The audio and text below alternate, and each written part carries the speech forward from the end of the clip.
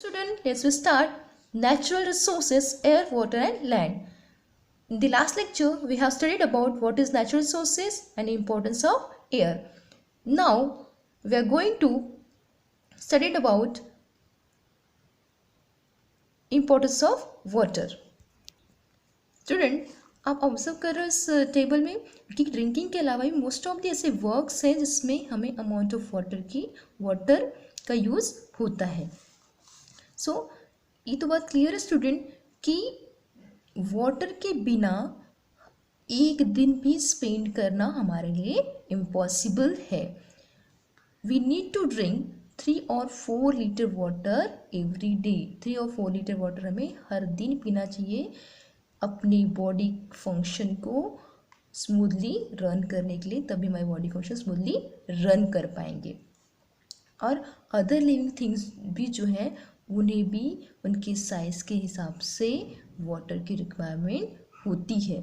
सो इससे क्लियर हो जाता है कि water is very important for living organism. Now how to water form. तो हाइड्रोजन, अगर हाइड्रोजन गैस एयर में बर्न होती है तो वो एयर में प्रेजेंट ऑक्सीजन गैस से जाके मिल जाती है और वाटर फॉर्म होता है. वाटर का जो केमिकल फॉर्मूला है वो H2O है, हाइड्रोजन प्लस वाटर, हाइड्रोजन के 2 molecule plus oxygen.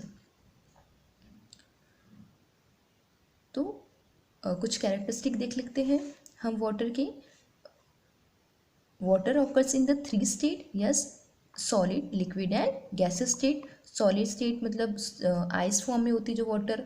Liquid state में वाटर जो हम यूज़ करते हैं. और गैसेस फॉर्म में भी वेपर फॉर्म में जो वाटर होती है उसे गैसेस फॉर्म वाटर बोलेंगे, गैसेस स्टेट में बोलेंगे. Water does not have water को कोई कलर नहीं होता है, कोई टेस्ट नहीं होता है, कोई ऑर्डर नहीं होता. Order means smell. और ऐसे मोस्ट ऑफ द सब्सटेंस है जो रेडियली डिजॉल्व हो जाते हैं वाटर में, जल्दी से घुल जाते हैं वाटर में. इसलिए वाटर को यूनिवर्सल सॉल्वेंट भी कहा गया है.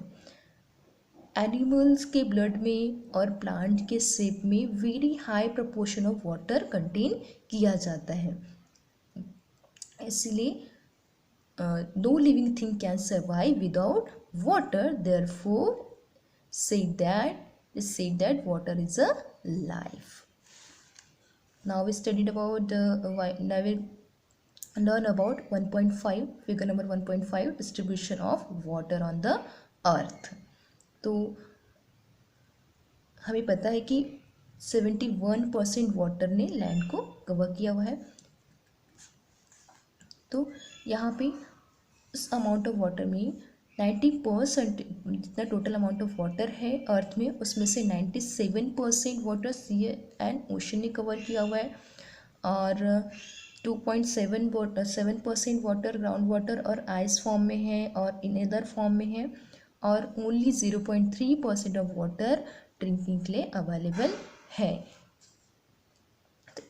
इसीलिए हम पूरा जितना टोटल अमाउंट ऑफ वाटर है पूरा की पूरा हम यूज़ नहीं कर सकते, क्योंकि कुछ सी वाटर, ओशन वाटर जो है साल्टी है, कुछ फ्रोजन स्टेट में है. तो बहुत very small quantity of water drinking के लिए अवेलेबल है. फिर भी ऑल लिविंग थिंग्स के लिए क्या है, इनफ है.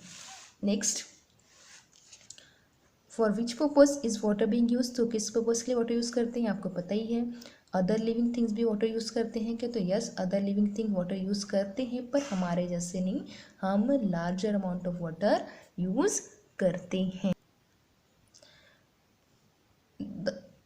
That water on the earth is regulated through the water cycle. Water cycle से अर्थ के जो वाटर है रेगुलेट होता है.